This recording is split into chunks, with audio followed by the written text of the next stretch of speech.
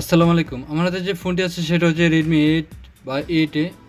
যদি এই সমস্ত ফোনগুলো বেশিরভাগ ক্ষেত্রে নো সার্ভিস বা নেটওয়ার্ক আসে না, নেটওয়ার্ক প্রবলেম দেখা দেয়, তাহলে আপনারা কীভাবে কাজ করবেন, কোন আইসিটা চেঞ্জ করলে ফোনটা রান হয়ে যাবে।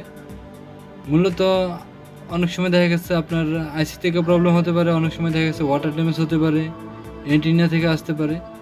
মূলত আপনারা সেটা আইডেন্টিফাই করতে হবে এবং বুঝতে হবে যে কোথা থেকে সমস্যাটা হচ্ছে, সেটা আপনি কনফার্ম হয়ে নেবেন। তো এই ফোনটার মূলত যেটা আমি সমস্যা বুঝতে পারলাম সেটা হচ্ছে ডব্লিউটির আইসি। ওটা আমি চেঞ্জ করে দেখবো যে নেটওয়ার্ক সমস্যার সমাধান হয় কিনা। তো দর্শক ভিডিওটি দেখবেন, ইনশাল্লাহ ভালো লাগবে।